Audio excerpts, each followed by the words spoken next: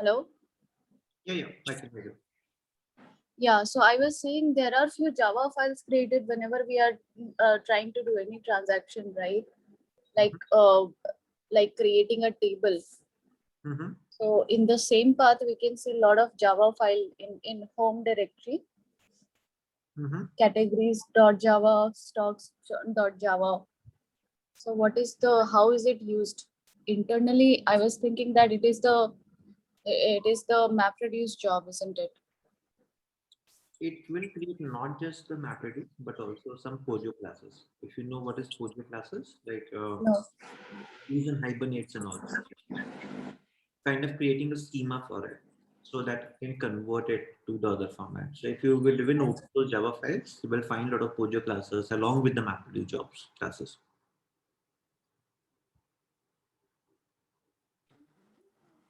Clear on Okay. that?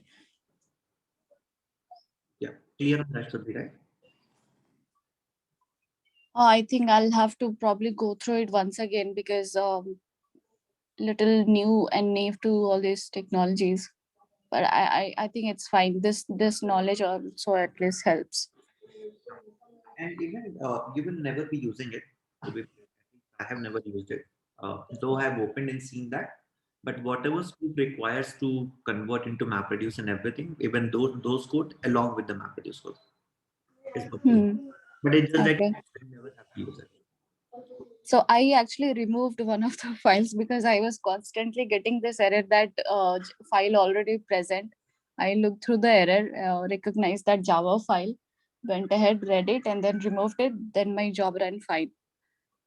That's strange actually because it should do like that. It generally override. I'm not sure why it's not able to override. Maybe some Is there any setting, because I keep getting that error message that eats up a lot of time? Is there any setting or configuration that I can change? you cannot change anything in cloud because this cloud is controlled by some other company. So they only have all the configuration. But yes, if you would have the control, then you can change it. Okay. So they might have made override as false. There is a setting basically in a conf file where they might have set conf as false, and that's the reason it's not happening for you. Okay. Okay. Understood. Okay, let's get started with. Sure. I think we still have 6 left, but let's start. Yeah. All of you can see my screen also, right? Yes. Today I couldn't yet bring in my backup device because I was just into some meeting and just jumped into this call. Okay, anyway, that's fine. So first thing is that what all we have discussed in the last session. We started with basic Hive. We understood that how basic Hive sort of looks like. What are the things component of that? Like for example, we discussed about Metastore, how Metastore works. We also discussed about even few components that how when we hit any command from the SQL query, it saves the data to your HDFS location. And what is the default location of that HDFS? We have seen that. We also understood what's the meaning of your managed table and external table. So what we should be using is, we should be creating more of a managed table or an external table. External. Can I get the answer why?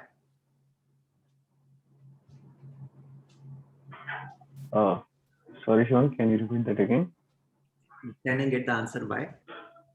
Why? Because managed table, it will delete the metadata as well as the HDFS file. The external table, it will delete only the metadata if any processor like other than the Hive, some other processor like Spark and some so on, some processors will be using that HDFS file. So if we use external file, it will delete only the metadata, not the HDFS file. Sure, perfect. So all this we have discussed already yesterday. We also saw the Hive architecture, how it overall works, and a lot of things we have seen already. Now, in today's session, we will be doing lots and lot of them. In fact, you will be writing a lot of code today. Secondly, the code is going to be little advanced at few levels. Starting will be basic, but it will go to little advanced. Second point would be then we will also be doing some more advanced Hive concepts as well, which is also going to be required for you to get an understanding of these aspects. Like For example, we have something called as partitioning and bucketing. What's the point about that? What's the use on this? They will be also walking through them. Once you will complete all these things, then if the time permits, which sounds to be a little tricky today, we will also be talking about Hive optimization technique, which I said that I will be talking with respect to my own industry experience, what you should be doing to optimize things. And once we are done, even with this Hive optimization component, we will be solving a case study. Case study most likely will fall tomorrow. We will not be able to touch base today, but it will fall tomorrow. We will definitely be starting tomorrow. So let's start with the first one. Now I'm going to give you a link. Okay. So the idea here is that when you're working with respect to Apache Hive, right, a lot of times you will be getting the data and you will be asked, okay, let's start solving some problem for it. The first thing is that looking at the data, you need to start creating a table. Yesterday, if you recall, we discussed about how we have different data types present in your Apache Hive. So given one data file, which I'm just going to give you right away, let me use the chat option. Can you all go to the Google Drive link, which I'm sharing with all of you?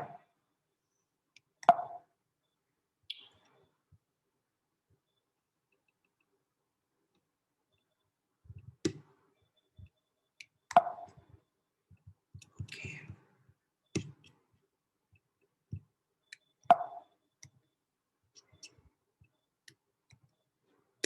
Can you all open this Google Drive link quickly first?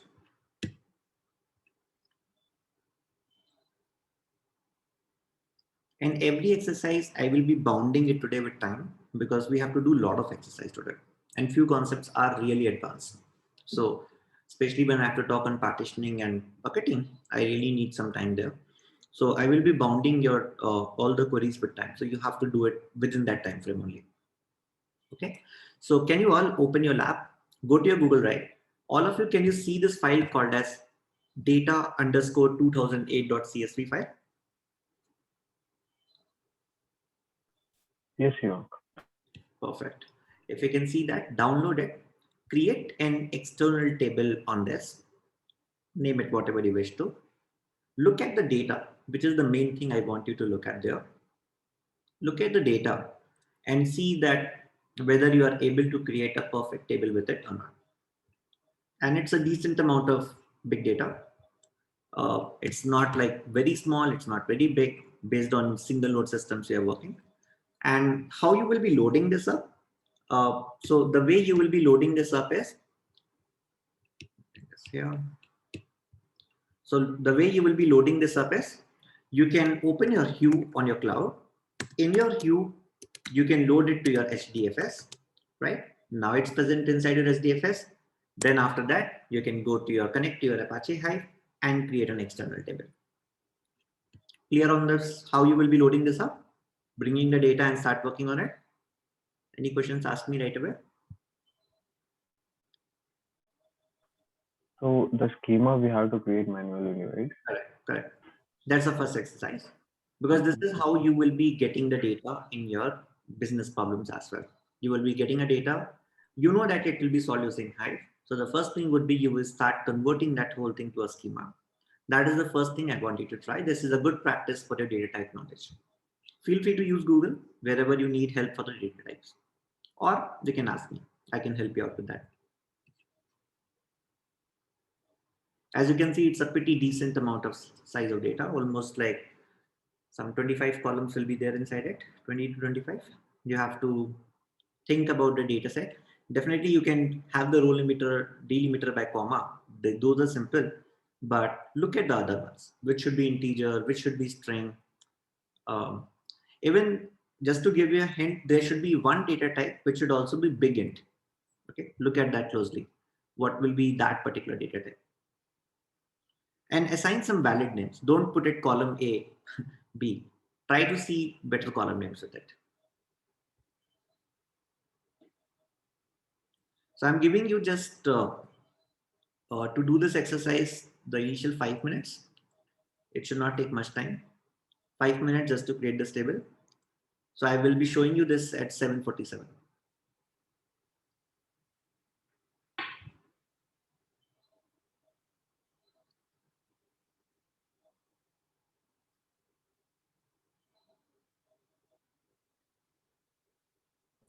Shivank, can you come again once again? Can you just say it back? Like we have downloaded that table now.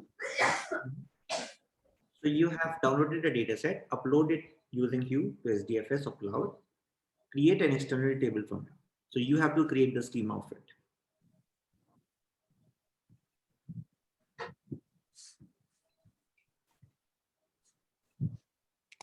Clear on the problem?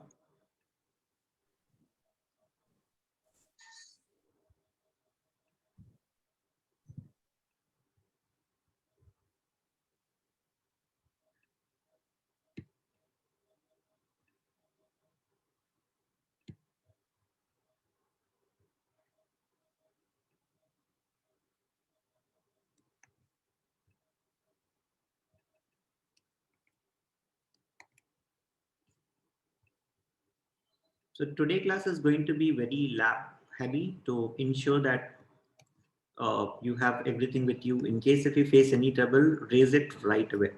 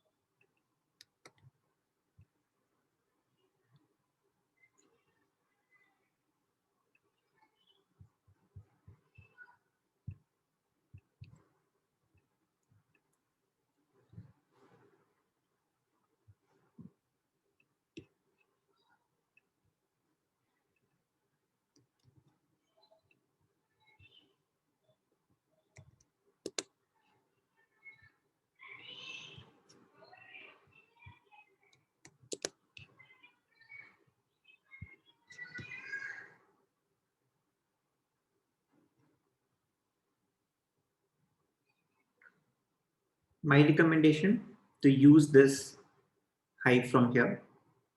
Don't try to do it from your this shell. Though it will work fine if you type Hive and start working, but it makes the life tough, very tough, I should say. So better suggestion is come here, stay here, use databases, whatever you want to, create your own database and start working.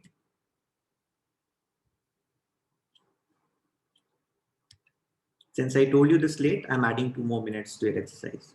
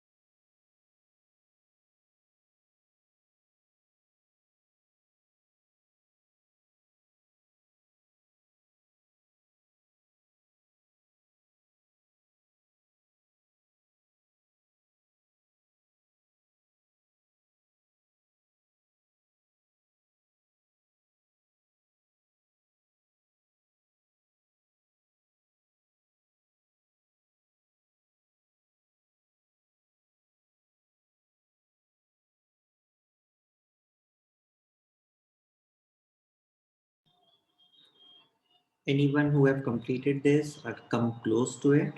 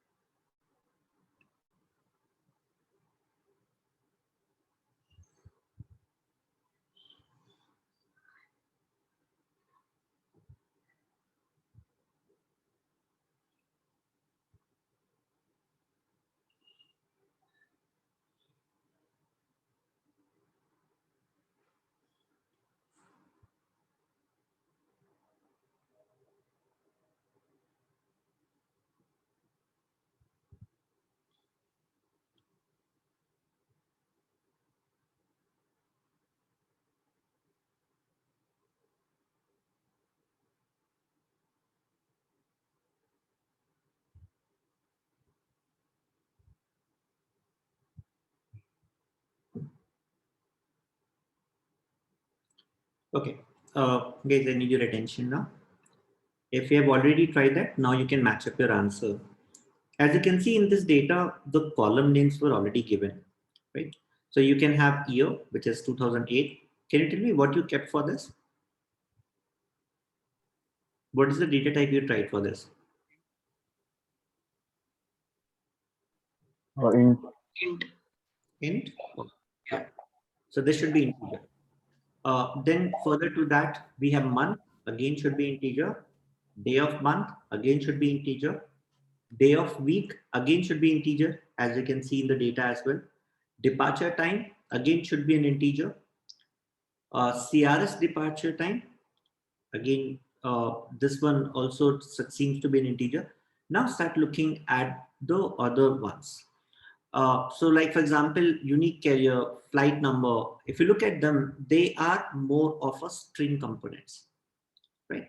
So these are all the string. Then again, some integers will fall for you. If you look at one column, which is the distance column, that column, we should keep it like a big int, because that column will be having some huge numbers a lot of times. So if you put it like an int, and if that number will fall up outside the range which is allowed, then it will simply treat it like a null again. So better thing is to keep, if you find any of the data which could be like spanning very huge, maybe going above beyond 2 to the power 32, then in those cases, make them big. So let me show you what should be the thing here. So I have created a file. I will anyway give you the code file for it maybe later. So here, this should be the way you should be bringing up the data.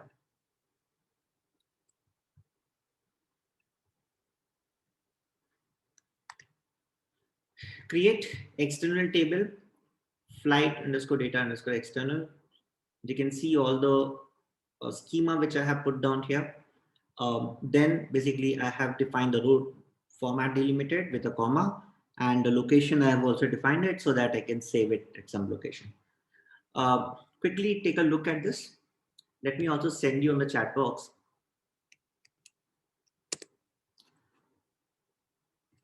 So this is the same code which I share on the chat box for you. Take a minute to just go through it once.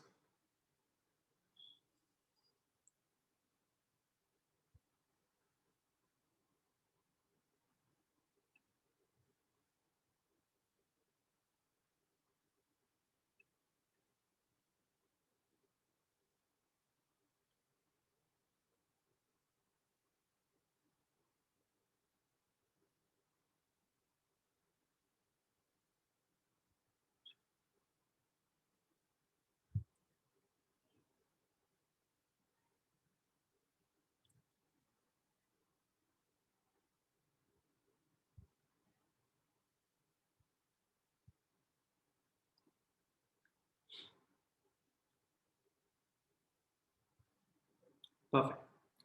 Now, second exercise, which I want to give you. Now it will be not for schema reading, but there will be some problem statements for you.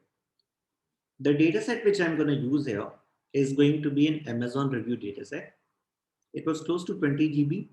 That's the reason I couldn't bring it here, or I cannot upload it anywhere. It's pretty huge data which I had, but I took some snapshot of it. The idea was to get you do some exercises from that. Let me first show you that how my table will look like, and then I will show you some snapshot of that data in my Hue browser. That was my corporate browser actually. So here I'm going to create a table, which is going to be electronics underscore columns underscore S3, because actually my data was sitting in S3 bucket. That's the reason you're seeing like that. Then I have a reviewer ID, which is, let me in fact show you with a snapshot, which is better. You can easily understand from there.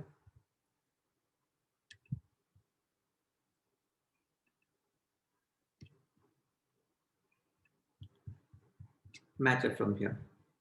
So you can see here, I have a review ID. It's a JSON data, number one. I have a review ID. I have a ASIN number, which is ASIN string. ASIN is nothing but it's something like product ID distinguisher. So it's kind of denotes a unique product out of it. Then I have a reviewer name, which is here also, reviewer name. Then we have a helpful. If you have noticed in Amazon reviews, we have something like, if you look at this one, let's say 12. So 12 people out of 15 people have found this review useful. Have you noticed this thing? It's there basically in your Amazon. It shows up like that. So that's what this data sort of reflect. Then we have some review text. It's basically huge review text. Basically, whatever you write, it will be corresponding to that. Then look at this here, overall rating for this.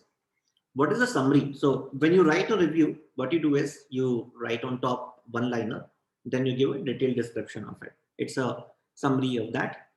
Unix review time, basically at what time this review was done in timestamp. And review time, this is just a conversion of the same thing in a proper review time format. So this is what the data what you have, which was in this format of the JSON data. Like I said, it was so huge that I cannot bring it in front of you because it's a pretty much bigger data. And so this is my data set first of all. Now, one thing which I want to also make you learn in this exercise is that when you read the JSON data or an XML data, it is always a good idea that here you notice that I'm saying row format Serde, which is a serializer and deserializer. org.apache.hive.hcatalog.json Serde, again a deserializer. With Serde's properties, path is equal to nothing right now. What is this? When you read using this serializers or deserializers, it makes your JSON reading a lot simpler. So it's, and even your performance will improve. Specifically, when I was reading, imagine a 20 GB JSON data file. It's, if you don't use it, it may still work. It will be very slow and you may still have a lot of errors in that case. So specifically when you're working across on your production systems, this is a good thing to keep in mind. That's the reason I specifically bring this example in front of you. Then what is this Serdis properties path? So a lot of times when we are reading the data, we may want to provide some additional properties. Maybe we want to say that, hey, if I have a null, read it like this. If I have something like this, then read it in this manner. So those properties, you can also place it here. I can maybe give you a few links. You can read about these properties more in detail later. Or I'm not using any properties. Even if I would have not written this also, it would have not made any error for me. But still, just for your understanding, this was important. So that's number one, to keep in mind for the JSON data specifically, because you may get a lot of JSON data across. Now what? So first of all, everyone clear with the first part? Okay, perfect. Now, let me ask you a few questions. In fact, let me give you the answer for the first question, and then let me start asking you questions. So let's say when you get the basically this type of data sets, there will be some problem statements you have to solve. For example, maybe Amazon, you got hired and you're working on Apache Hive. They may have few things for you for which you will be writing all these codes, or even Flipkart. For let's say they may be interested in finding out what's the number of reviews as such, right? So first thing, as soon as I say what's the total number of reviews we have, even it's a big data, it doesn't matter, right? We know the query. We can simply say select count asterisk as review count. This seems to be pretty simple. Now, second query which I want to find out is how many different users are putting reviews into it. Maybe one user is putting 2 reviews or 3 reviews also. I don't want that. So can I get those details as well? Yes, we can easily do that. We can say count, we can say distinct, and you can define by again reviewer ID. And once you define that, you can define it as, let's say, whatever, reviewer count, and stop it here, right? So this is going to be your second results query which you're gonna get. Now, if I ask you another question, which you guys have to answer, tell me how many total different products we have, how many unique different products we have. Can I get the answer for it?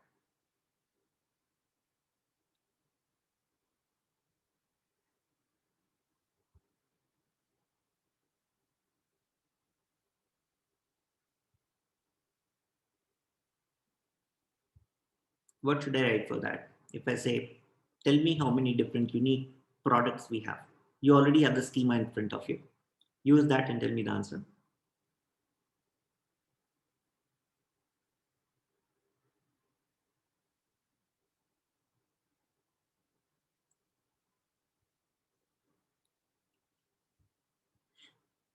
Anyone?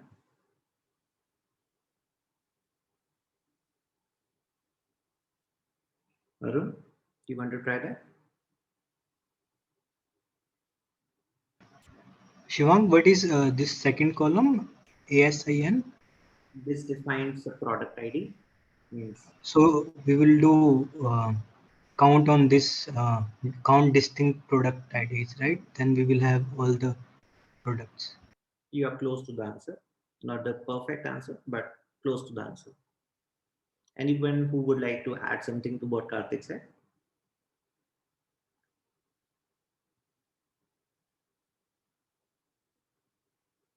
Don't you think we should do a distinct on ASIN? Because Yes, that's what I am saying. Count distinct star. I mean distinct star. then it's perfect. Distinct is it. So if we define this, then we will be having basically as maybe product count and so on. Okay, one more question for you. Tell me, let's say I got this data from Amazon and they have not told me that what's the duration of this data. And maybe this data is not even sorted with respect to dates at all. So how I will be able to determine that what is the size of this data in terms of time, means whether it's 11 years, 12 years, how I can get that?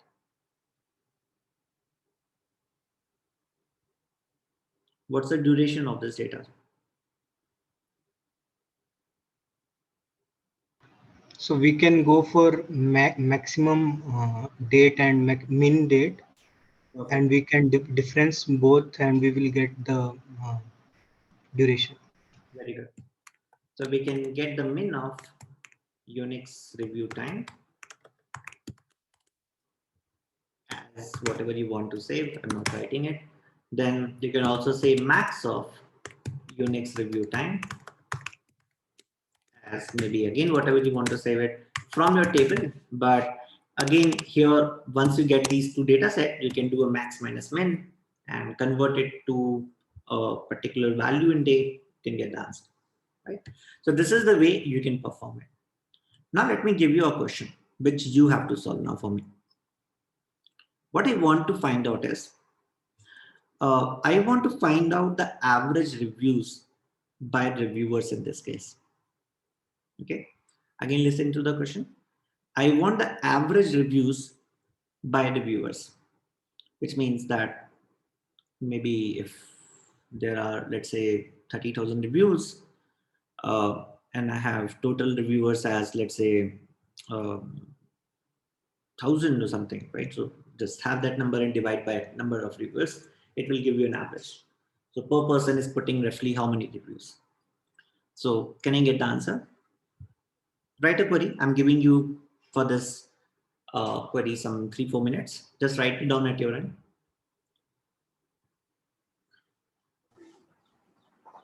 Can you please repeat the question? You have to tell me the average reviews by reviewer. Like on the Amazon website, roughly per person, how many reviews they do. Let's say it could be 1.6 or 2 reviews per person on average. Okay.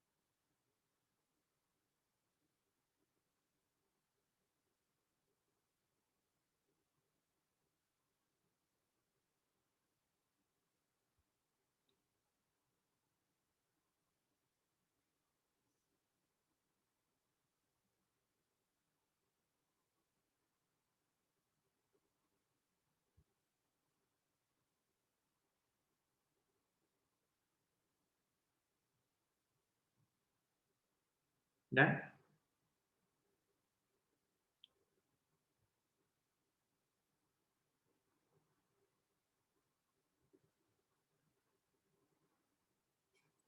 So these are the exact kind of queries you will be solving in your Hive as well. Right?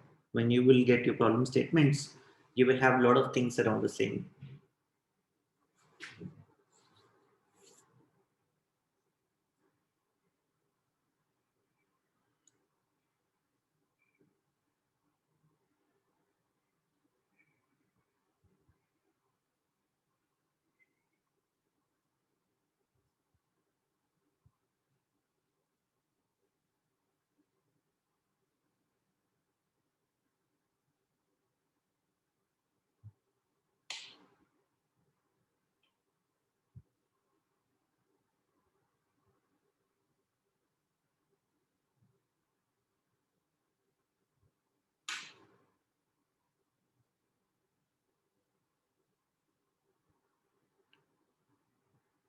Last 1 or 2 minutes.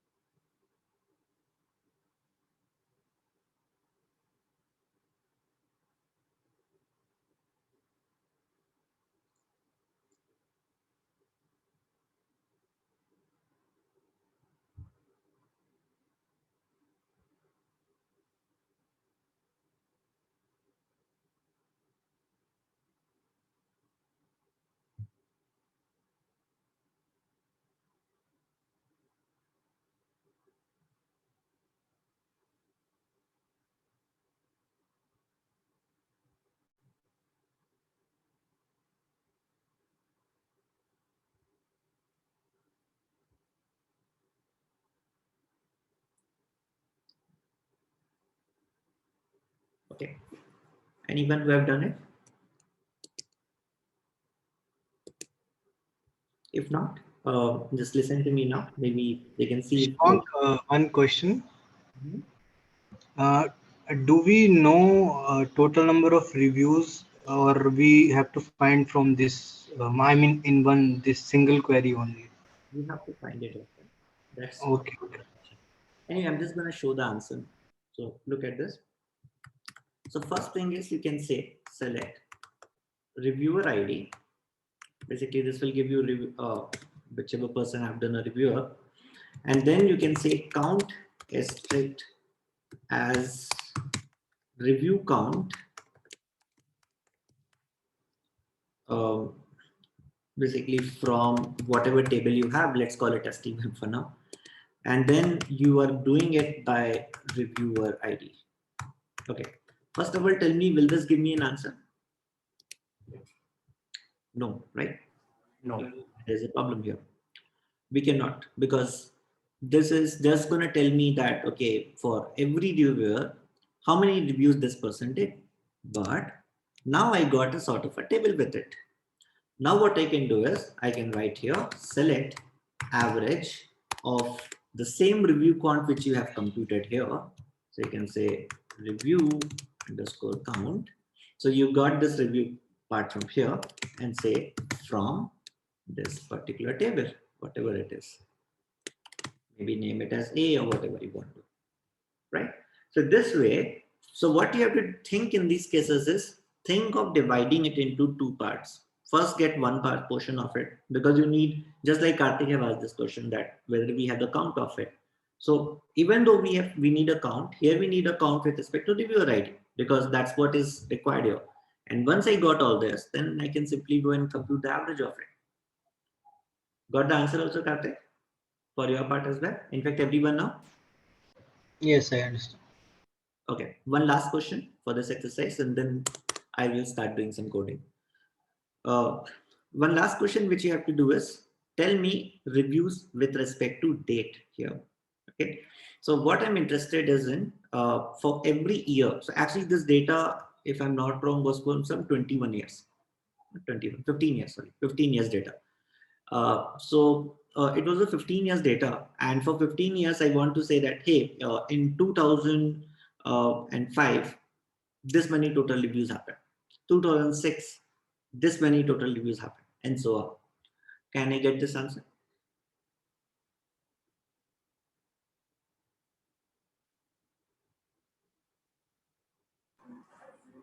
Yes. But we have to convert the Unix time to date Yeah, format. so for that you have something called as from underscore unix time, number one. And then from that you can also get a year also by using a function called as year. Shivang, can you please repeat the question once again? So what you have to do is, since this is a 15 years data, so let's say I want to say for 2005, this many total reviews, 2006, this many total reviews, 2007, this many total reviews, and so on. Okay.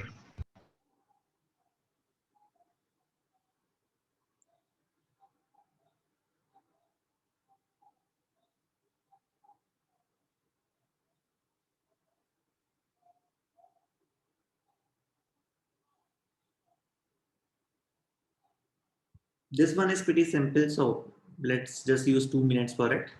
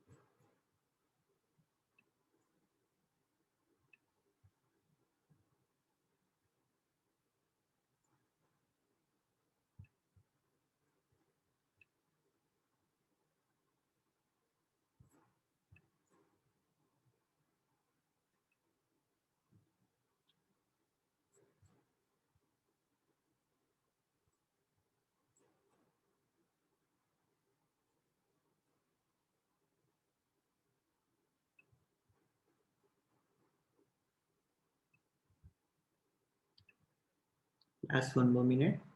If you have written, just send me something. Okay, Karthik, this sounds decent.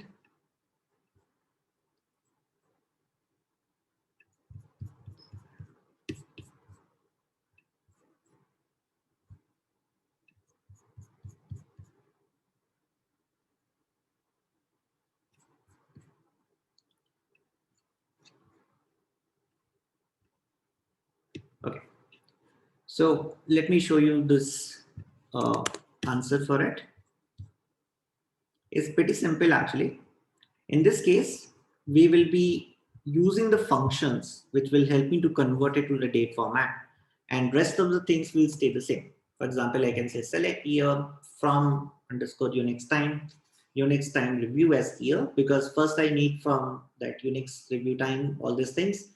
Then I will be doing a count of this for all as a review count, and then I can say group by year again. So for every year in this case, I will be getting a unique count for that. Clear everyone on this part also? Perfect. Now let me go ahead and show you how we can perform some advanced activities as well. So for this one, let me create a database.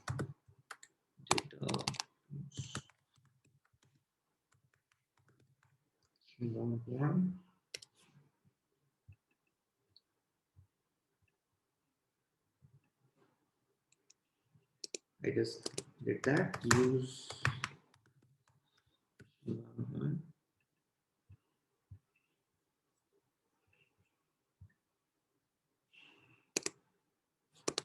now, once I have done this, what I want to do now is I have a table, sorry, I should say I have a data which I have just uploaded here.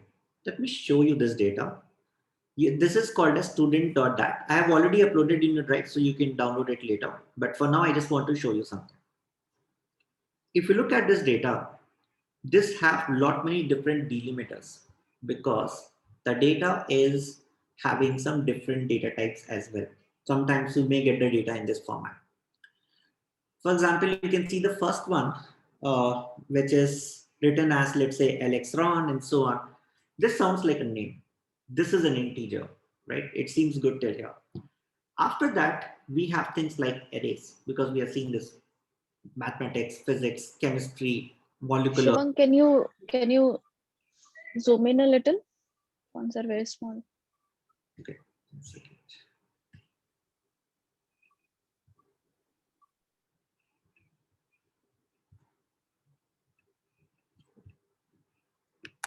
Is this better? Yeah, will work. Okay. So if you look at this, this have like all this data. This is like an array what we have. Then further to this, we have something like a semester fee. So this is a semester fee with a pipeline operator. Okay. So this we will be storing it like a map format.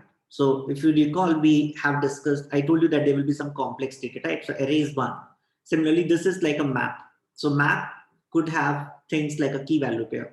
So here semester fee, comma this. Similarly, you can here also see semester key, comma 17,000, semester key, comma 20,000, and so on. Right? So that's one thing.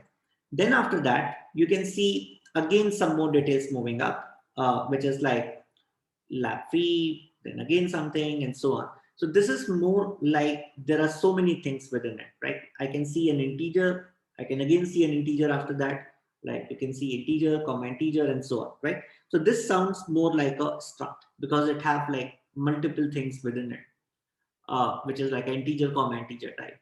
So how I define this data now? So how I can create a table with this sort of things? So for that, I will be creating a table. Let me show you. So this is like working with a complex types when you get this type of table. So you will be saying create table if not exist students. I'm going to say that, okay, name, ID integer. Then I'm going to say subject. Remember, I had the first one like an array. Let me even execute it also once. So that's already with us. Yeah. So here you can say that I have a student, which is an array format, fee detail, which is a map. If you recall, I had two things within it. One was string, comma float type, which I showed you like course fee, sorry, semester fee, comma some numeric value. So that's the reason it's a float type. Then in the last, if you recall, there was a mixed data type, which I said 4 number, which is going to be struct of area code and number. Now, for every basically part, when you look at this data again, you can see like lxron name comma 123. So for this one, I have the delimiter as comma only, fields terminated by comma, which sounds good. But other than that, for let's say map item, if you recall, I have the pipeline. You can again see here, like you can see here, like semester fee pipeline 18,000 like this. So I have a pipeline operator as a delimiter. Every line was terminated by new line, and anything other than that, like array or struct, I can treat it like a collection. So these are called as collections. They will have the same, let's say, delimiter. So I can say collection items terminated by hash. So there we had the hash value. You can see it here as well. So you can see mathematics hash, physics hash, and so on. So that's the reason we have to define all these delimiters as well whenever we are working with this. Now, loading the data will stay the same. There will be no difference in that. So let me just quickly load the data for you. So here, I think I uploaded it here. Fine. So I should remove the Shivang here. And I'm just going to insert the records now with it. Let's load this data. Now, once the data is loaded, let's take a look at this. Select asterisk from students.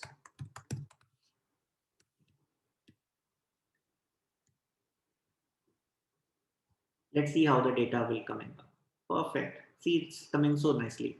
Student name, student ID, student subject, which was an array. You can see students fee details. So we had so many fee details followed by the pipeline operators, which are also showing up here. Great. Then after that, we have the last one as struct, if you recall, that area code, which is an integer, number, which is also an integer. So this is how very well my data is showing up. Now we will do some advanced level operation on it. But before that, any questions on this? Shivang, the last statement while creating the table is stored as text file, right? If you're already mentioning that, why is that important? It is not important here. I just wanted to show you as a syntax because today I'm going to show you very soon in few minutes that when I will start saying avro file or the sequence file, the syntax will remain the same. I will just say stored as sequence file, stored as avro file. Okay. So by default, it takes as text file only. Okay. Any other question? And Simon, this parameter lines terminated by /n. Is it every time mandatory, or we can skip also sometime this line? No, it's not mandatory. If you recall in the last exercise Yes. done yesterday, we have not mentioned it. But whenever you are dealing with complex data type, it is recommended that you use it. Otherwise, Hive could get confused with that. Okay.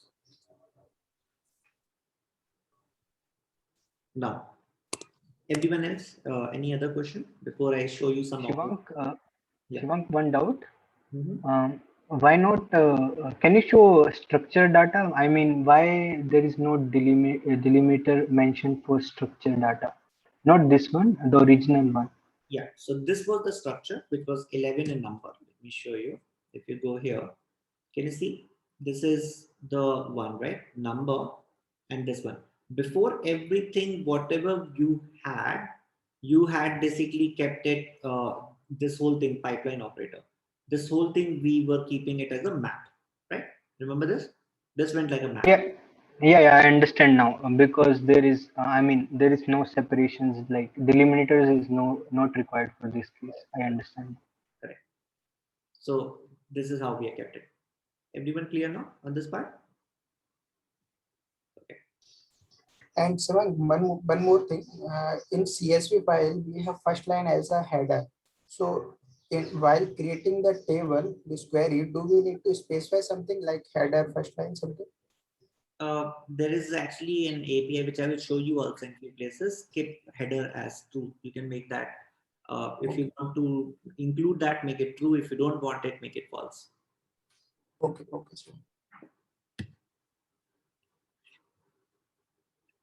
Any other question?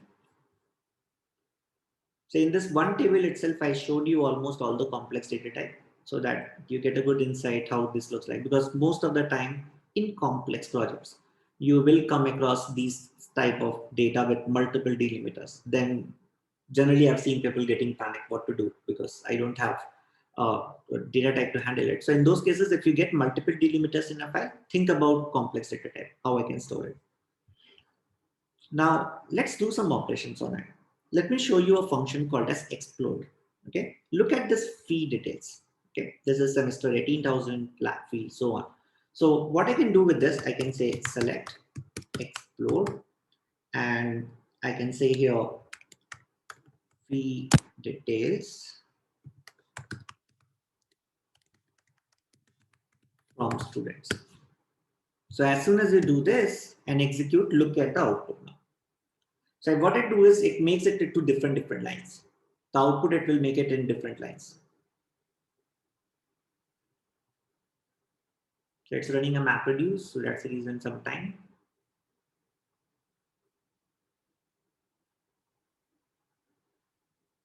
You can see this part. Very nicely, it has separated all the key value pairs in this format. Semester fee, 18,000. Then from the same row, lab fee, 1,000, exam fee, 2,500.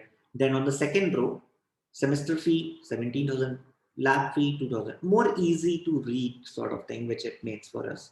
Similarly, if I want to do the same thing for subjects, I can also do that.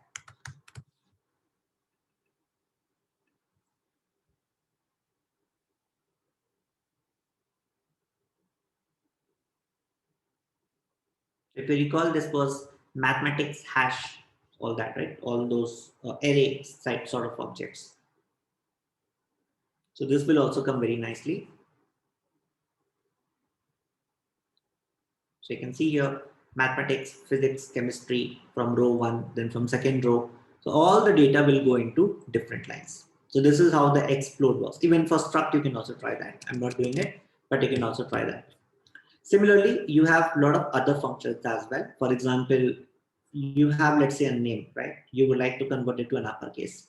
So for that, you can say select upper, the column name from your particular student. It will work for you. This will just return everything in an uppercase part.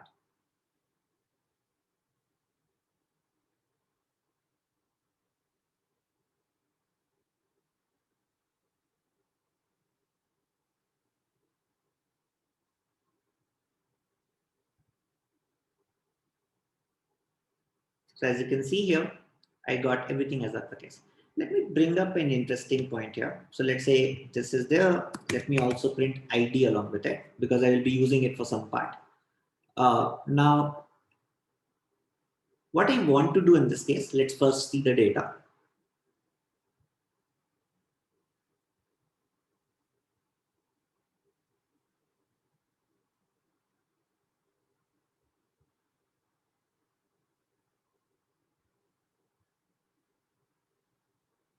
Okay, if you look at this data, we have LX space Ron, ID is 123. So one thing which I want to do in this case is I say LX without space Ron 123 combined. Okay, so first thing is I want LX Ron in uppercase. Then I want to concatenate with this ID, and I also want to remove if there is any space in the name part. Similarly, then after that, Alexa, there's no space, so nothing to worry, but Alexa 111, Direct 143, Donna 115, and so on. So wherever space is there, remove it. If space is not there, then in that case, basically ensure that just concatenate and give me. How we can do that? Again, you have to just combine few of the statements with it. Otherwise, it's very simple and similar. So you can see here, first thing first, let's understand one by one. First is we will do an upper of name, which sounds good. Then we will do a concat. So what I'm doing is I'm doing a concat with my ID, this portion. This seems all okay. Then what I'm doing is I have to, after doing this, I will be replacing those spaces. So what I will do, I will say regex underscore replace. What I want to replace, I want to replace this space with no space. So this is the syntax for it. So I would say first get this part, then whatever spaces are there, replace it with no space. Okay, let's see the output.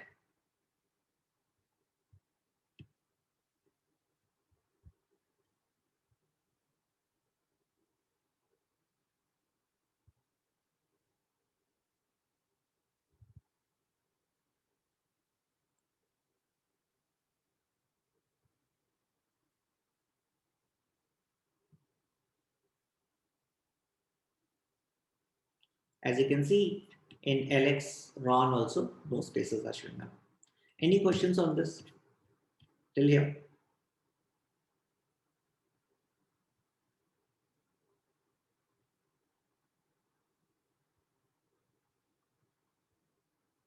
All good? Okay. Now, let's move to another step. In fact, let me ask you a question. This will actually give you some insight how to work on inner queries also. And there is a difference with RDBMS. So most of the things which I'm also trying to cover is again which have a slight difference with RDBMS commands as well, though it's equal, but still there could be slight differences. So let's say I want to determine the set of students who have the lab fee greater than 1,000. Okay, so this is pretty simple. We know how to do that, right? So if I want to determine all the students whose lab fee is greater than 1,000, I can simply hit this query. I will say select fee detail where fee details have a lab fee, because if you recall, this have the pipeline operator, right? A lab fee, semester fee, and so on. So lab fee, which will return me the value of the lab fee from students where fee detail lab fee is greater than 1,000. Seems all good here. No difference in it. I can execute this and get the output. Now I will keep on appending to the same problem.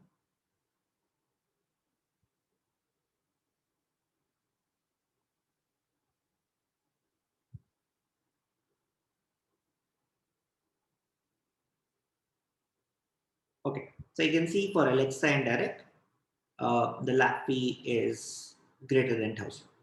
Perfect. Now there's a question for you. Let's assume that the lab fee is going to be hiked by 20%. Okay.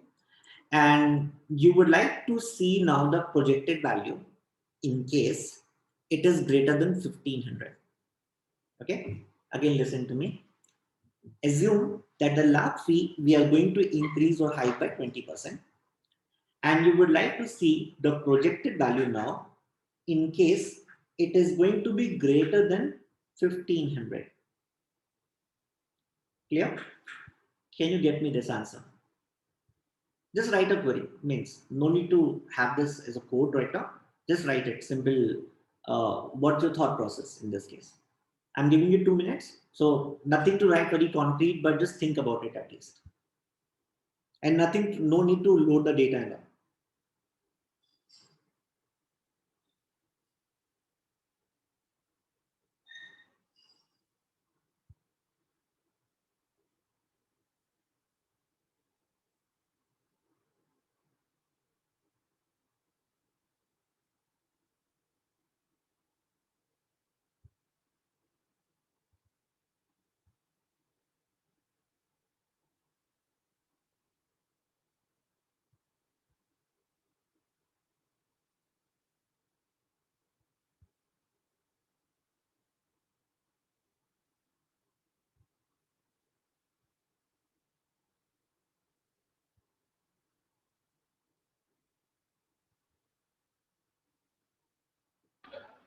So Shivang, one doubt.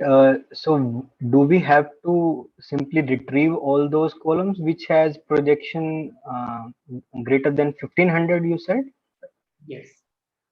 or we have to like create a separate column for all the records that projection for this one projection is going bigger. So yes or no, something like that.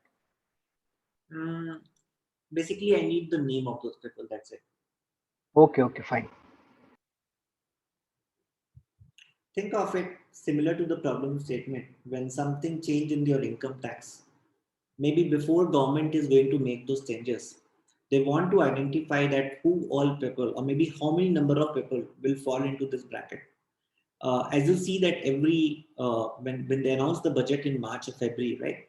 What they do is they say that, hey, people who falls in this tax brackets, they may not have to pay any tax this time, or maybe their tax is getting reduced by some 10%.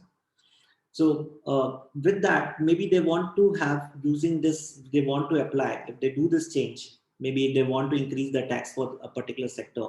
How many people will be impacted or something like that? They want to get that detail. It's very similar to that problem. So check the chat. I have pasted one query. Okay.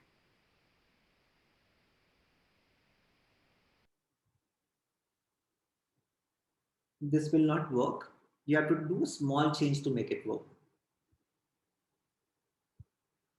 But you're thinking on the right direction. Sorry? This will not give you an error. Okay.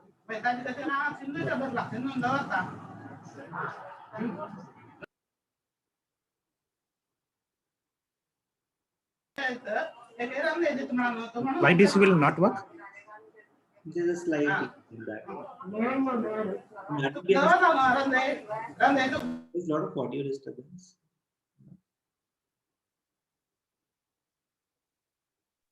So filter will not work on the calculated columns on the aliases. Yeah. So she's correct. So basically, if you are using the alias here, right? That alias will not work in the filter. So we have to have give to the put full that in. expression. We have to give the full expression.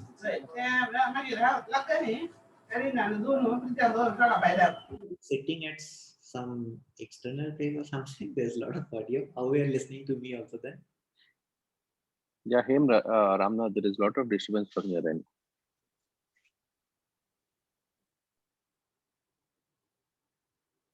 Okay, let me show you the output. So you can see it's very simple. Even Karthik have come very close to it. Select name, give basically this detail of the column, which is fee detail lab fee, multiply it by 1 by 2 because we are increasing by 20%, as whatever like you want to define it as the alias for it, from students where, and again, don't do this mistake of using alias here. Okay, so you have to give the full query here where this is going to be greater than 1500. So this way you have to define your conditions. Now, since it was a simple query, it worked for us well. There was no issue writing like this. If it's a complex query, then sometimes the challenges falls in. So what we should do for this? I have an interesting syntax to also solve this problem. What is that? Let me show you. Just like how you work on your nested queries, in a similar way, you can write in Apache Hive something like this. You can say from, you can define a table which has some details. For example, you can say, hey, from select name fee detail lab fee into 1 by 2 as projected fee from students new fee. Now this becomes a kind of a new table for you. Once you have that, then start using this particular table and start writing your query. Select new fee dot name, because now you have this table having this column where new fee dot projected fee greater than 1500. Okay, so that's the reason I have introduced it in this manner, so that it's more easier to read, and now you need not have to deal with the aliases of the columns, which you can end up doing mistake. And since this was a very easy query, so that's the reason you had not seen the much impact here. Otherwise, sometimes this expressions becomes very complex as well. So for this, let me execute this. You should see the same result.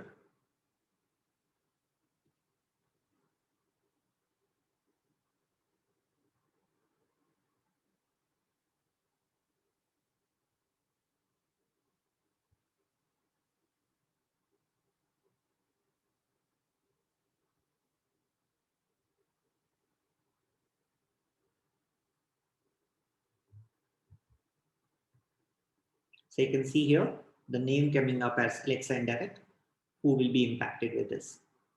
Everyone clear with this part? How these queries are written?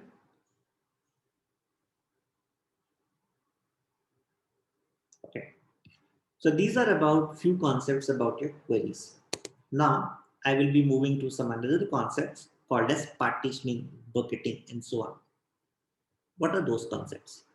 So first of all, when we write these queries, a lot of times we have very huge data with us.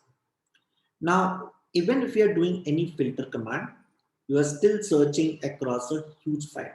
Imagine that Amazon review, which I just told you it's close to 20 GB of the data, which I had with me. It's pretty huge in terms of text file. It's very huge.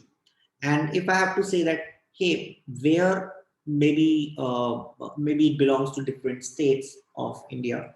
So maybe I want to search maybe the queries for, let's say, Uttar Pradesh. Maybe within Uttar Pradesh also, I want to specifically search for a city, let's say, called as Lucknow. Now, in that case, if I have to search for these two columns, it will be a tedious task to do that because there will be so much of data which I have to also look at. It have to also go and even read the data belonging to Karnataka. It have to also go and read the data belonging to Maharashtra and so on. So though the records could be millions of rows, so it have to touch every millions of rows and then say, okay, this row have Uttar Pradesh, let me take it out. This row have Uttar Pradesh and Lucknow, let me take it out. So that way, what is happening is you are still touching all the data points and that make your thing very bad. So what I'm saying is think in this manner. So let's say my query is something like this. Let me write it down here.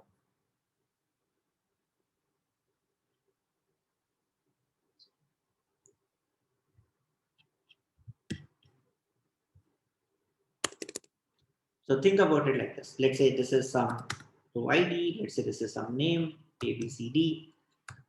Maybe I have then some state. Let's say this is UP. Maybe in UP this is Kanpur.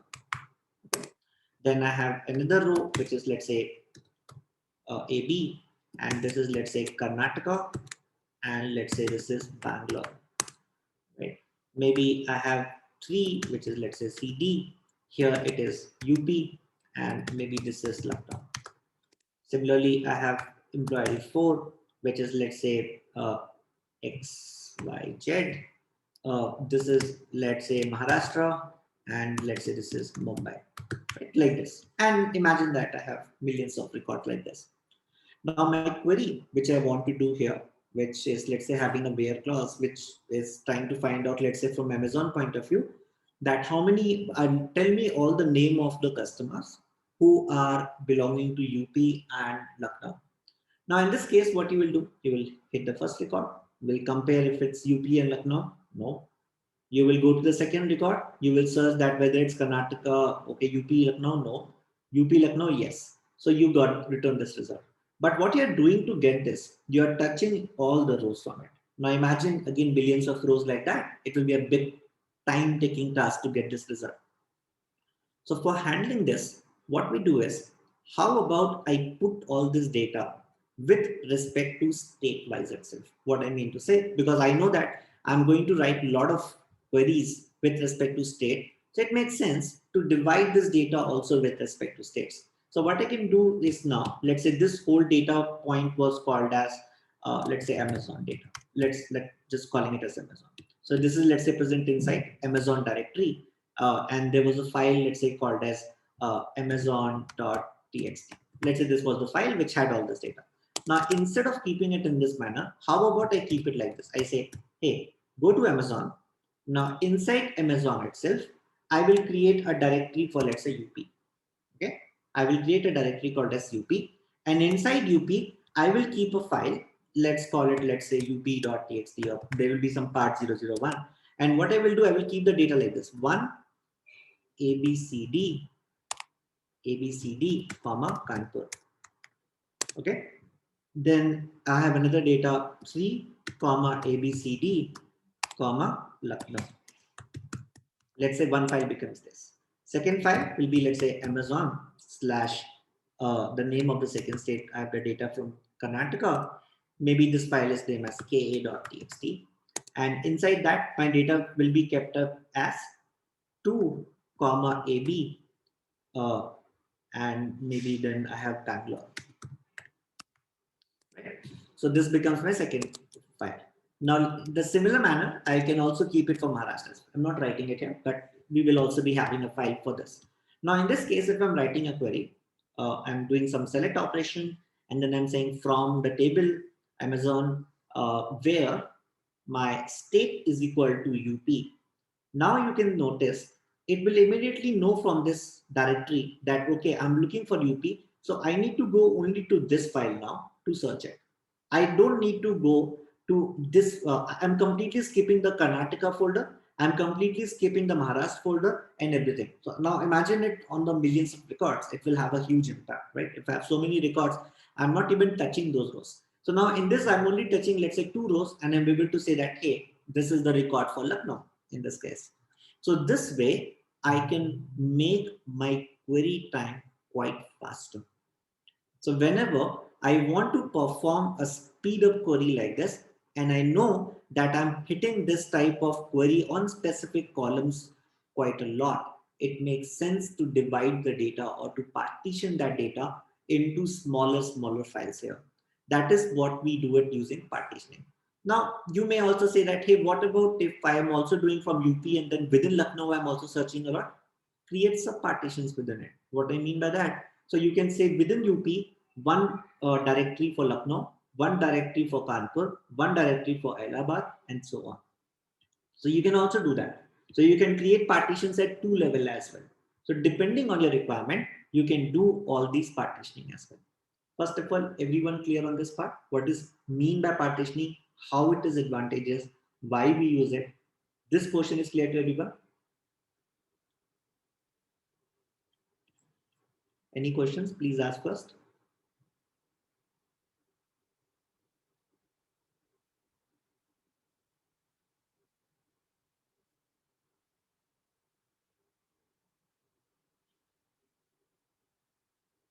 Clear. Okay.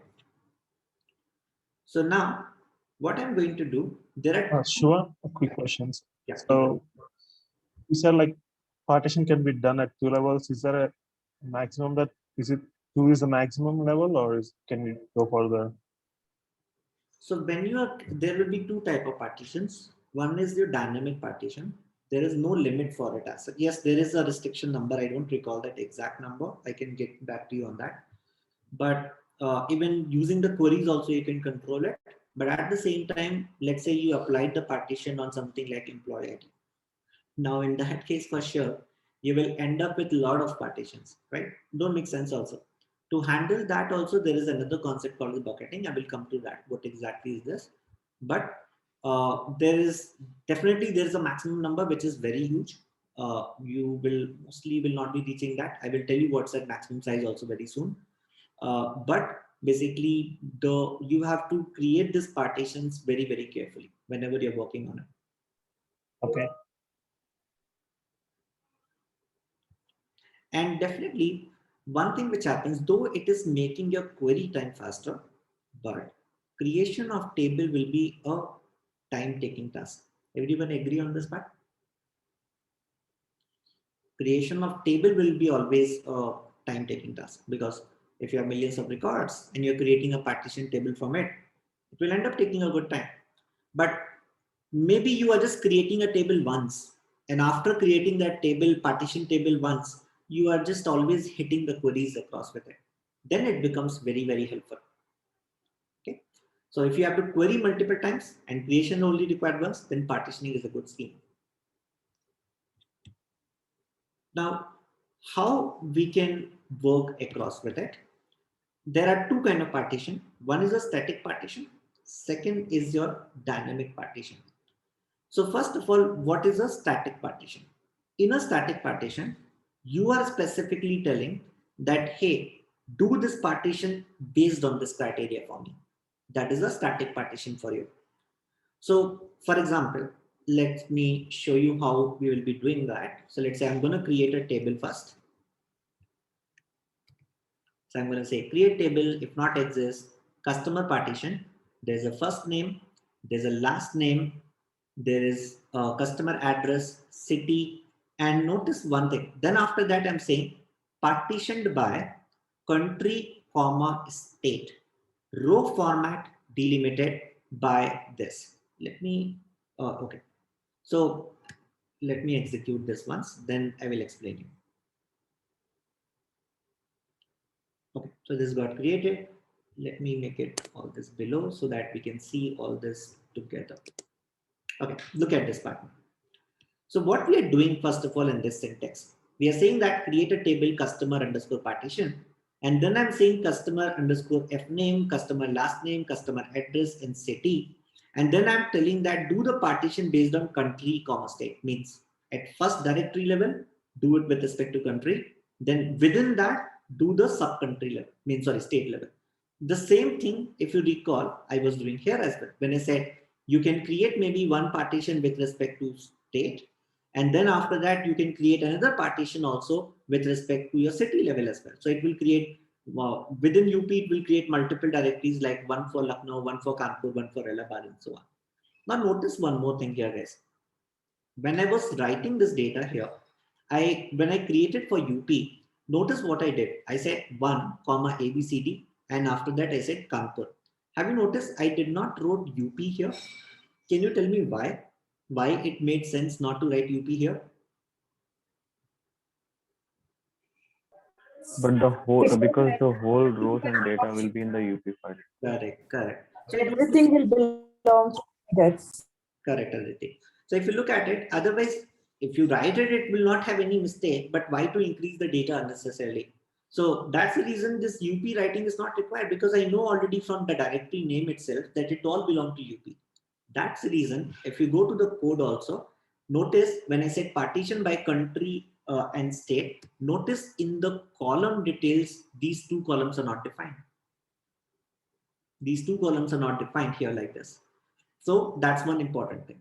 We will not be including them up in the main column name. Okay. And also, Shivang, that state column is also not mentioned in the table. Yeah, it's not required, right?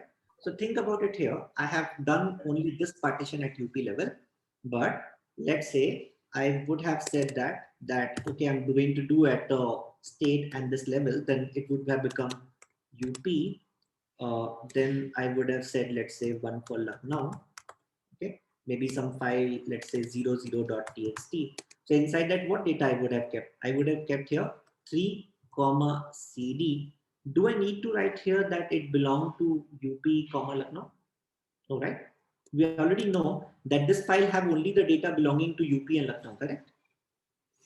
So that's the reason even Lucknow need not be written. Otherwise, if you write Lucknow, don't you think you have to keep on writing it in every row like this, right? Which don't make sense. That's the reason whatever column, whether it's a second level column or the first level column, in both the columns, if you are keeping in partition, they will not be a part of your data set column sets.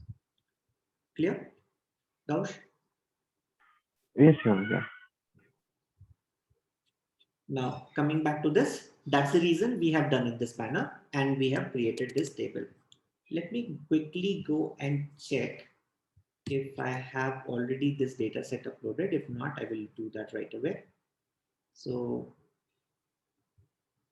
let me go here.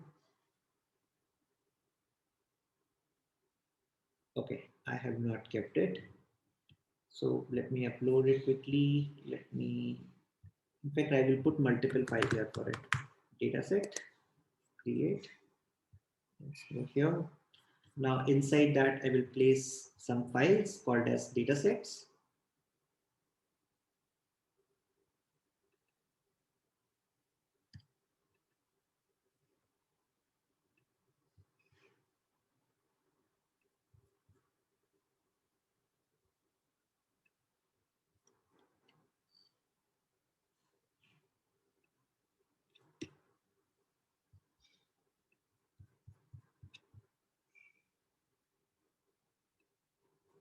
I will be uploading multiple files. It's just that I don't take all these files together. I have to do it one by one.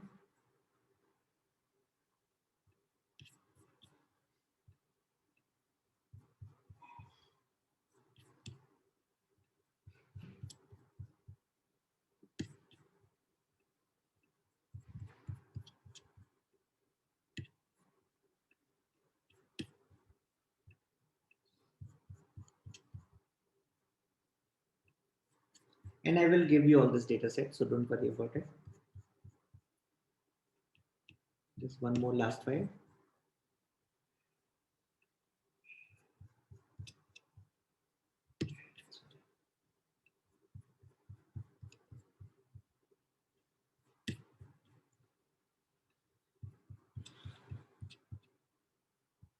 Okay, so I got all these files. I just wanted to show you actually with multiple files also how we read the data across well.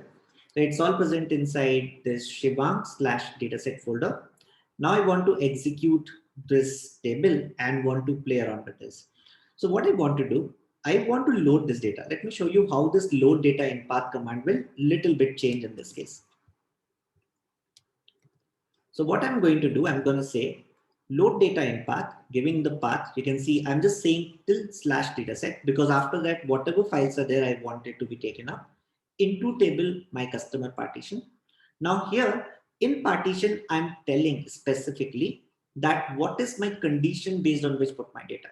Means in all the files, search for country, which is USA, search for state, which is AZ. Wherever you get that, go ahead and insert it inside my customer underscore partition. So in this case, what is happening? I'm specifically telling that create only one partition for me right now, which have this condition. Generally, we don't use static partitions like this. Means we don't use it often. We will be working on mainly dynamic partition, but this is for your understanding purpose. Sometimes we do have to do manually these things because anyway, since it's just creating based on this condition one record means one directory, it don't make much sense. But still, this is called as static partitions.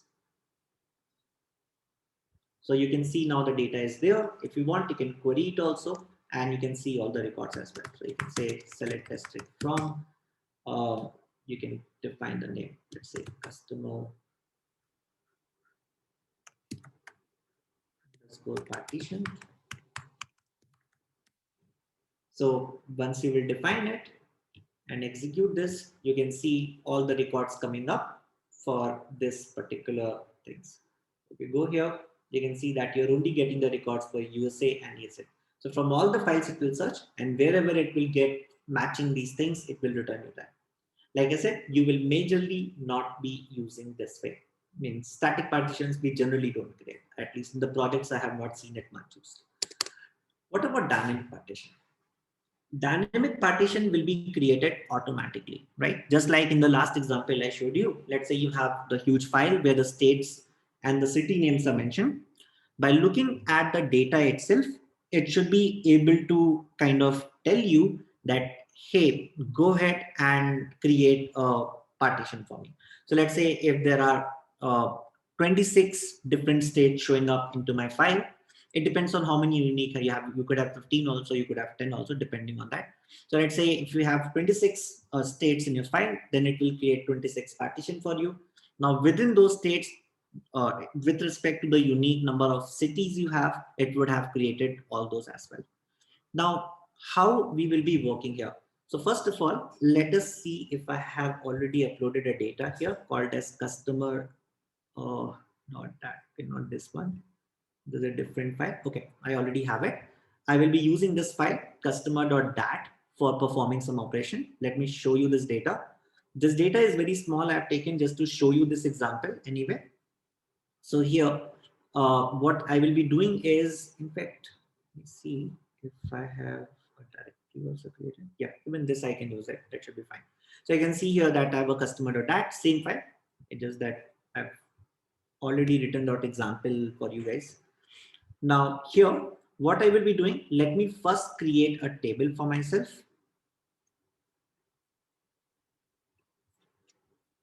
And whenever we do dynamic partitioning, we almost always load the data from a non-partition table. Okay, most of the times. I will tell you some other ways also later, but most of the times we have to insert it using a non-partition table.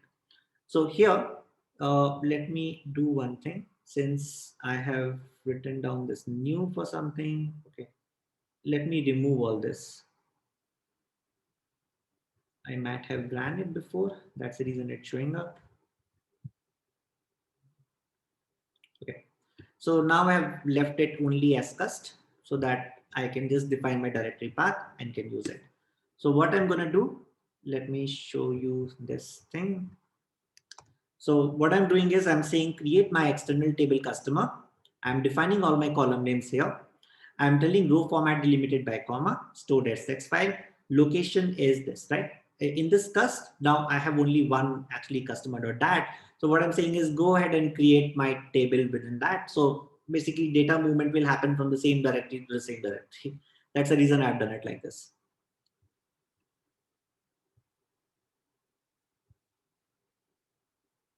Okay, I think I already have this table. Should not be the case. Fine, you can create customers then.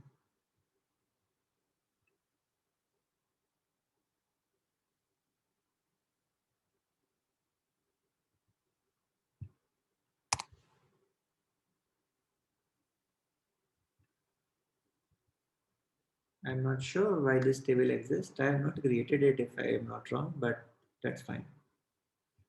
It will also not take up, I will drop it. Okay, so I just created customer one now. So this is a non-partition table, which we have just created right now with us. Now what I want to do, let's load this data to this. So first thing first, let me say this part into customer one. And let me go ahead and execute it. So this customer.dat data will get inserted inside my customer one now. Now, once this is done, now one important thing. By default, dynamic partition is not enabled for you.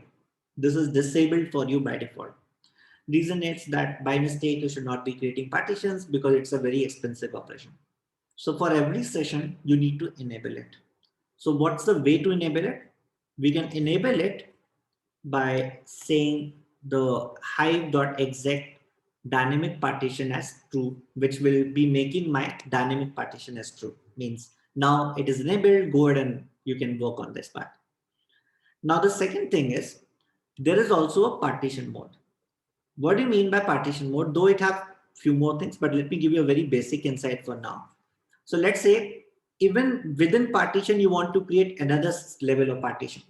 Okay, means two level of dynamic partitioning. Means at the city level and the state level both, you want to do the dynamic partition. Then in those cases, basically it will not work. So it may throw you an error. So for that, you need to make the partition mode as non-strict. Means within the partitions, I would also like to create dynamic partition. Then in that case, make it as a non-strict. Otherwise, by default, it is in the strict mode.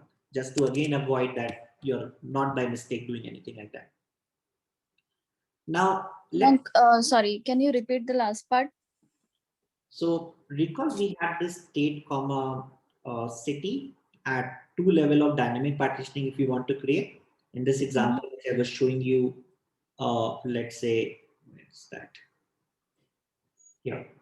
So let's say here in this example, I wanted to create at city, basically UP, and then within that Lucknow, then maybe UP, then Kanpur, then UP, then Allahabad, right? So yeah, even within a dynamic partition, you are creating another level of dynamic partition. If you want to do that, then make it as non-strict mode. okay. Within a dynamic partition, you can do other things. For example, you can have static partition. You can also have bucketing, which we have not learned, but we will learn that. So those things are allowed well. But if you want to create dynamic within dynamic, then make it non-strict. Okay, this one thing. There are other things also which I will also talk about later once I have taught you that. Now let me create a partition table here.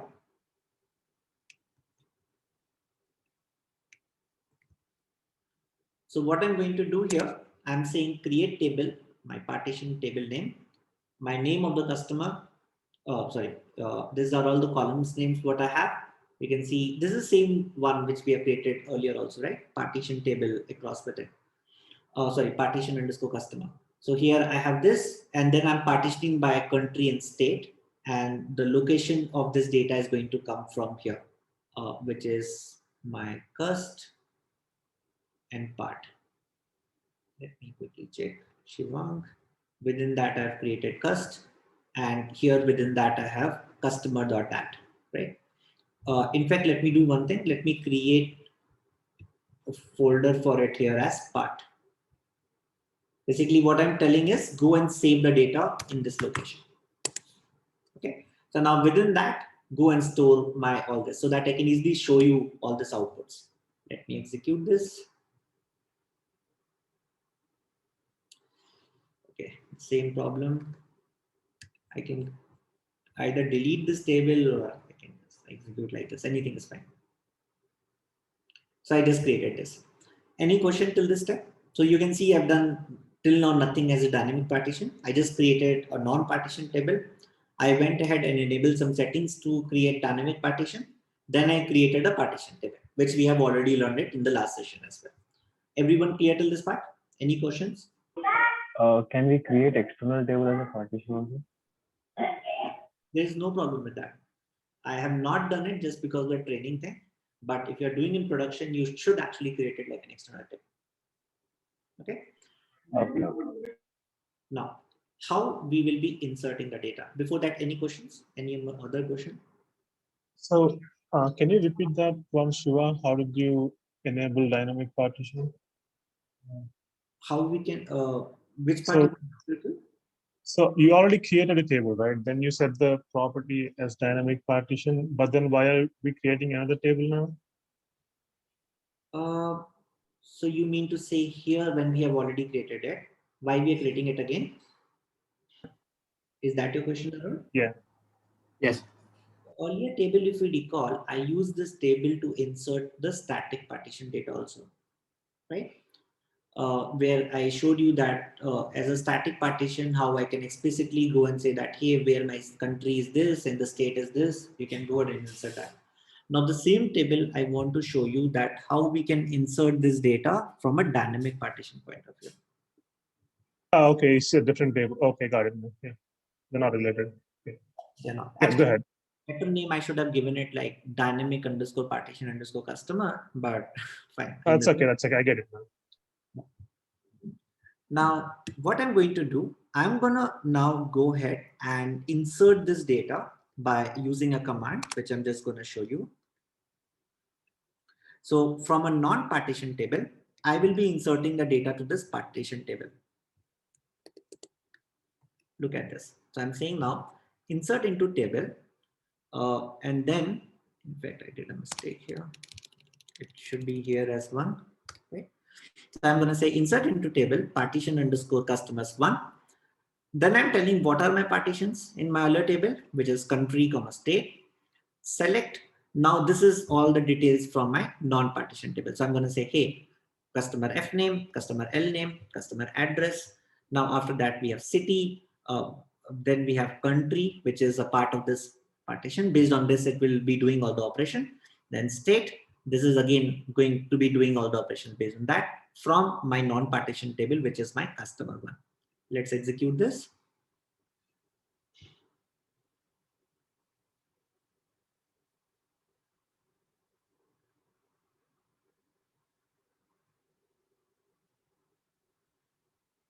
It will take some time because this is pretty huge. Not huge, sorry. Actually, the data set was very small, but partition do take some time. Now let's get back and go inside my part. Look at this. I got country as Canada. Within that, I have only one state here, which is this. Inside that, you have all the data related to this. Okay. Similar way, let's get back. C for India. I have two states. That's the reason two partitions that have created dynamically for me. Let's go to Karnataka. Inside Karnataka, I have one data set belonging to Bangalore. Let's come back. Let's go back one more level. Let's see for Maharashtra, which is MH, and you can see one data related to Mumbai. Okay, so this is the way you can actually create the dynamic partition. Definitely, I've taken a very small data set because I wanted to show you how it works. If we would have taken a bigger data set, it would have ended up taking a lot of time. But command wise, it's all same. Now, if I want to see all these partitions using commands as well, the way we can do it is we can say, hey, show partitions partitioned underscore customers, right? So now it will show me all the partitions which are available inside this partition table. You can see it here. It is giving me all the details like Canada. Within that, I have Ontario. Then I have India, which have Karnataka. We have also Maharashtra. Then US also have two. One is AZ, one is California. Okay. So this way you can also see all the partitions by hitting this particular command. Now, one activity which I want you to do maybe later, you can create maybe a bigger table. You can add some more records, and you can even see the performance aspect of it. I will give you some queries actually you can try with that as well. Where let's say what you can do is, let's say if I execute this type of command with partition customer one, where my state is this and country is USA, and execute it. So what will happen is it will execute, will show you a time also what it have taken for you. You can see here, right? It took some 0.001 second to complete this query. Maybe the same thing you can try to hit it. Definitely, this is a very small, so it don't make any sense right now. But let's say you, right now, if I try to do it, I think it will be equivalent to none, but still, let's see what's gonna, let's say this.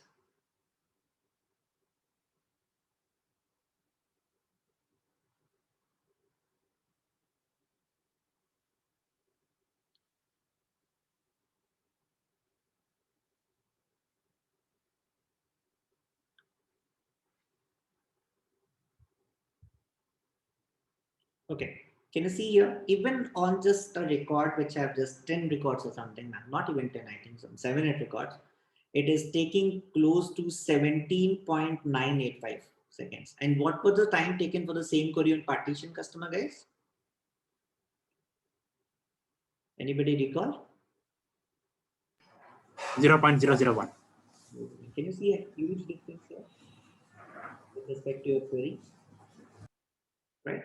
So that's the advantage what you get when you're working across with these type of partition tables. So you can really save a lot of time. This is like, you have to keep it like as a sword in your portfolio, that whenever you're working on a bigger data, you have to see the pattern of queries, and based on that, you need to take all these calls. It will save you a huge amount of time as well as a lot of cost. Any questions on this? So one question, Shiva. So when loading the file, I think you probably done it for demonstration purposes, but like you loaded the file into a table called customer one, and then then you did a partition. You loaded the table with partitions, right? Is it possible to load the file directly into a partition table? Yes, they can do that. So for that, you have to just hit some command, invalidate partitions, means your table name, sorry, invalidate. So what's basically going to happen, I can tell you in a quick manner. So it's a very interesting question. I want everyone to be giving me the attention here. So sometimes what could happen is, maybe here I have this, I've created, let's say this sort of directory up/Lucknow. Maybe I got this table is already created. And what I want to do now is, maybe I got a city and within UP, maybe a city called as Sitapur. Okay, I have this file sitting somewhere in my SDFS, and maybe this file was already there. I simply went ahead and copy pasted it here. Simply went ahead and copy pasted it into my partition table like this. So the question is, will this work? It will not work by default. Means if you say select test track, it will not be able to read it because your metastore don't have any detail about that. Metastore need to have details about it. Now, how I deal with this then? So in that case, there are commands for it. Like you have to say invalidate, refresh metadata table name. There's a command like that. You can hit that, and what it will do is it will go and start reading all the directories in your folder. And based on that, it will say that, hey, looks like this is something new addition, which I'm seeing, and it has some pattern. So based on that, it will create an entry into your metastore and work on it. Not only for this, but also you, let's say by mistake or maybe intentionally, you have gone and removed maybe a directory. Maybe you have removed Lucknow. You don't need it. And you have manually went ahead and hit a SDFS RM command. You removed it. In that case also, you need to inform your metastore about it. So for that, you again hit those commands so that your table metadata get refreshed, looking at the directory, and then your things will again start working as natural. Clear, Arun? In fact, this was a good question.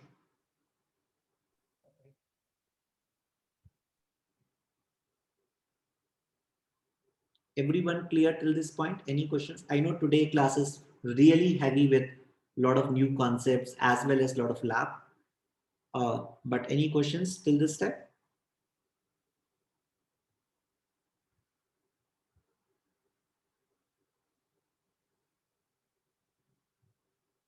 Okay. Now, coming back to this, let's say you want to drop a particular partition, not manually, but by some command. You can also do that. So you can say alter table, your whatever table name it is, drop if exists partition. If it exists, then drop the country wherever it's USA and the state as New York is there, go ahead and drop them out. So you can also do this. So this way, it will be dropping this. If we go to that records, it will actually, you can check it out. It will be dropped for you. Now, in the partitions be given a name? Within those things, anyway, the partition have the name, right?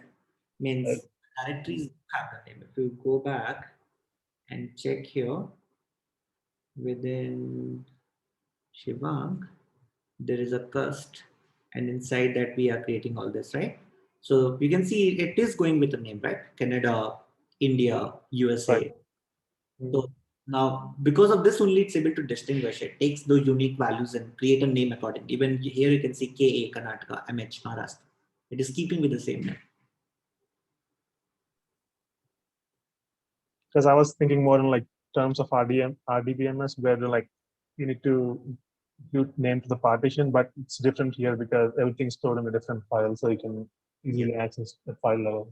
Yeah, makes sense. Yes, it's a very neat way also if you look at it. There's a very interesting question from Manju. Which is going to be faster, dynamic partitioning or the static partitioning? Can I get the answer from you guys itself? How about you, Aditi? Any thought on this? Which should be faster?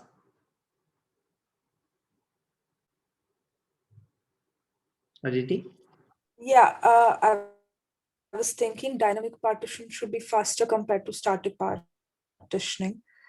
Okay. The reason behind it is because I don't know how to put it in words though.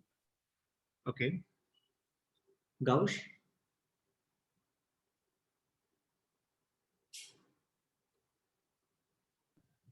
Yeah, I think static partition will be faster than dynamic partition because the reason behind is for the dynamic partition, it has to go to and fetch all the existing records. But in static partition, we will directly give the record, but and all we have to partition. Okay.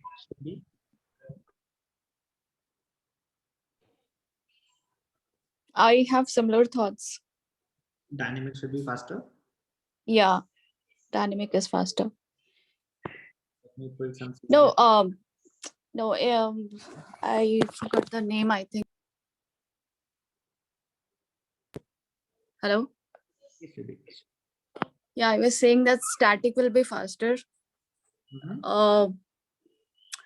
I have mixed thoughts, by the way, but I have a feeling that static will be faster because everything is predefined. In dynamic, it has to traverse or scan through the entire record and then dynamically decide on which file or a location the data will fall into.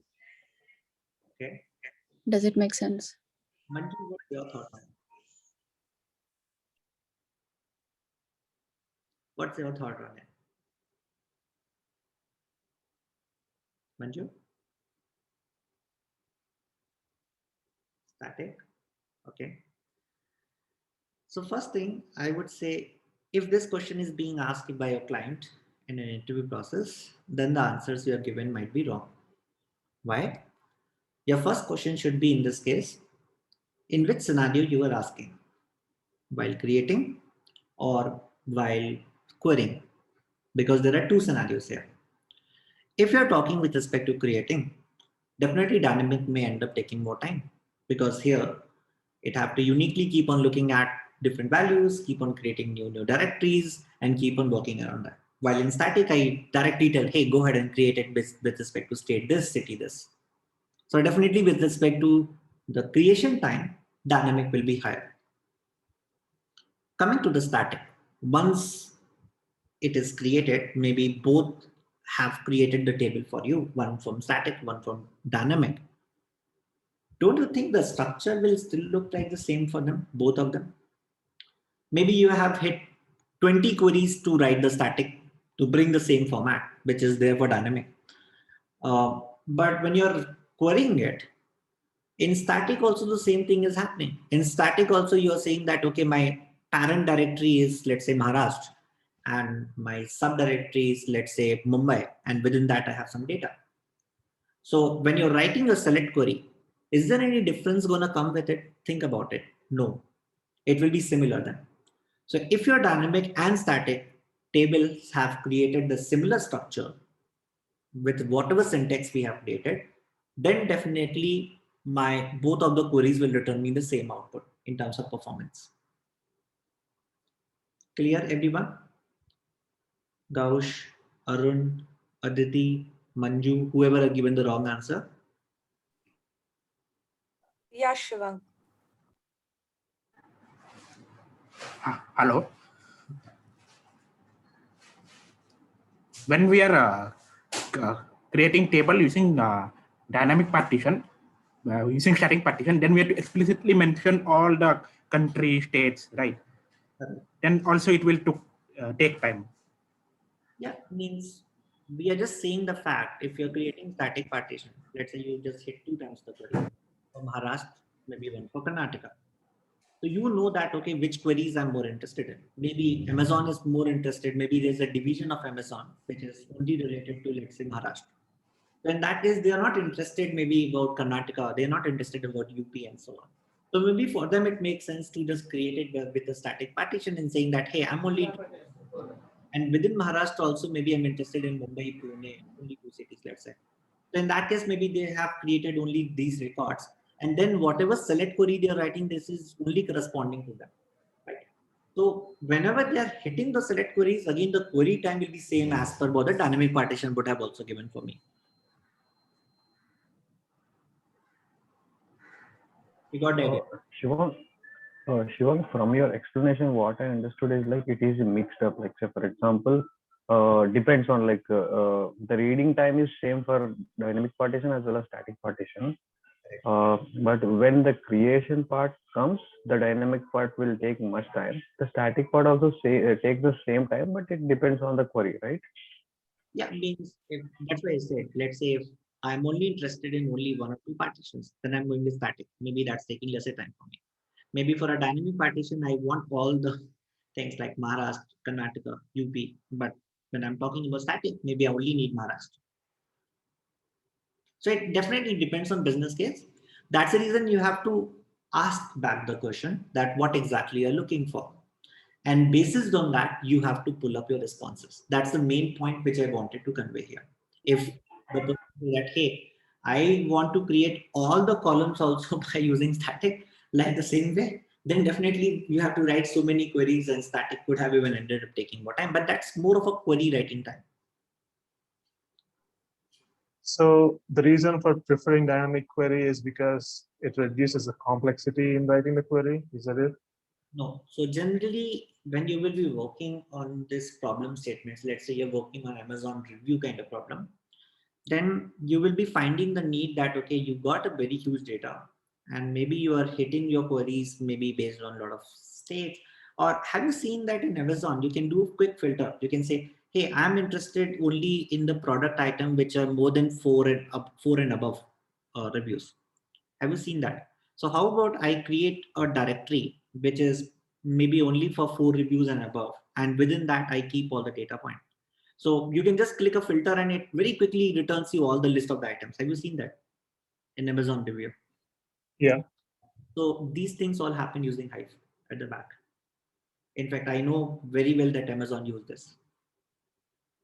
So what they do is they keep all the data for that. So now in this case, if I have, let's say, a table which have 4-star reviews above, 3-star reviews above, and so on, all those things, items are there. Now, in that case, basically what they generally do, they definitely do one more activity before that. They segment it. They say that any review between 3 to 4, I will keep it as 3 and above. So they segment it. And then based on that, they create a partition with it. So it depends on a business problem, I would say more. So generally, you will find the business problem to be more used towards the dynamic partitions.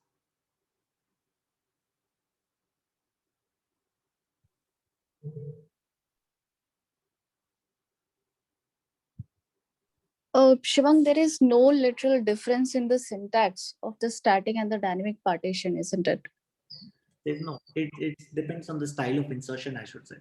Right. So in static partition, we just insert one by one. Correct. Each partition at a time, and then when we dynamically load it, then it is like it goes sequentially. Correct. Right? That's what is happening. It's just a difference in the insert command. Otherwise, we are not telling in create table that, okay, we are creating a static partition. We are not giving any name to it. Right, exactly. So then why exactly are we talking about while reading the data, this one is fast, while writing the data, static is fast? Okay, you mean the insert command will be faster when we do a static load? So that's the reason I said it depends on the problem type what you're solving. While reading, that's why I said that it's going to be same. There's going to be no difference for you. But when you dynamic partition writing, definitely it have to read through the whole data, and based on that, it have to create a lot of folders for you. For example, in static, maybe you're only interested in Maharashtra. So what you're doing is you're searching, still scrolling with the whole file. You're searching for Maharashtra, but you created only one folder called as Maharashtra, and within that, so the writing time is only for Maharashtra, though the reading time is for everyone. But when you're doing a dynamic partition, think about it, what you're doing. So you find Maharashtra, you created a directory, you have written it. Then you find Karnataka, you created a Karnataka directory and you're writing it also. So in dynamic partition, what is happening? You're reading it also, and you are also writing it. So there are 2 time spent on the other states as well. But when you're doing the static partition, you're only just reading all the records, but writing is only happening whenever I'm hitting Maharashtra. Understood. Understood.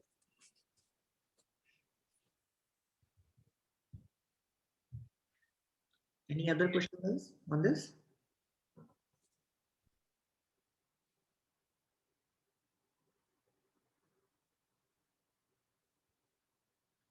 Okay.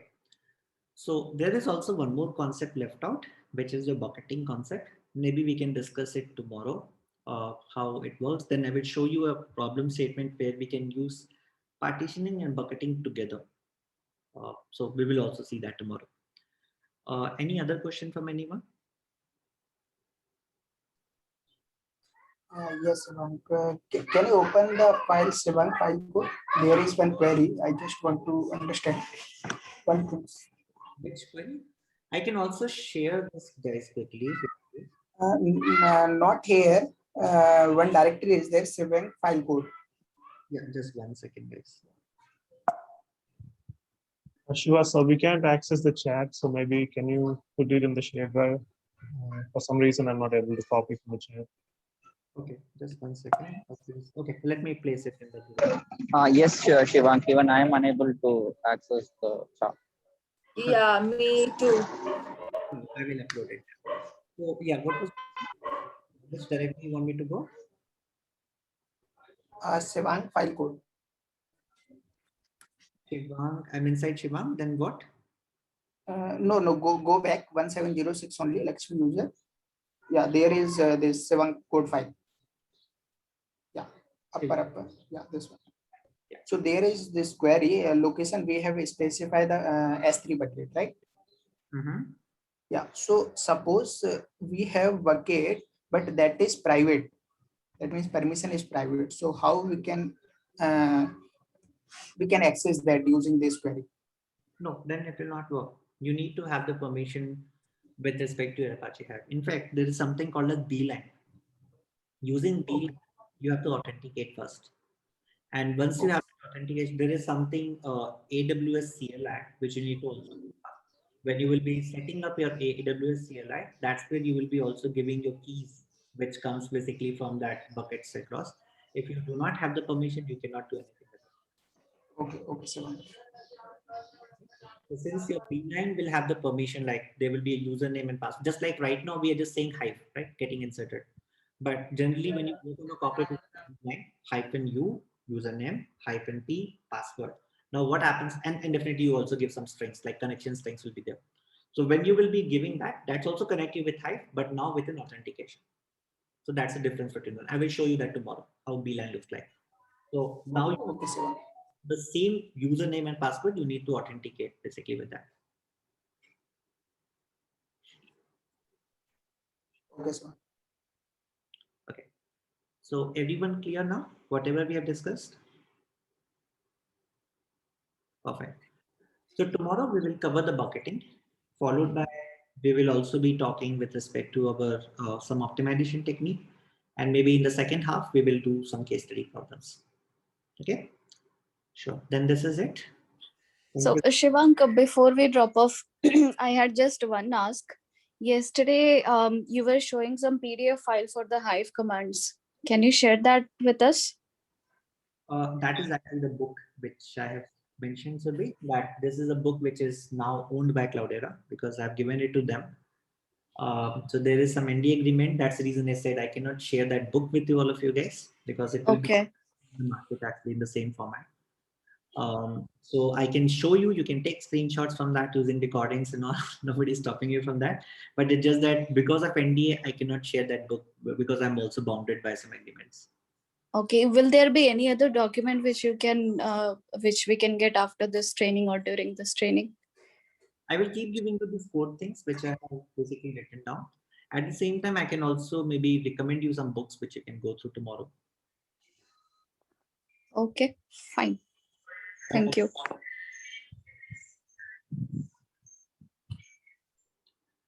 Okay, then we are good. Thank you. Let's connect again tomorrow. So thanks, Shivam.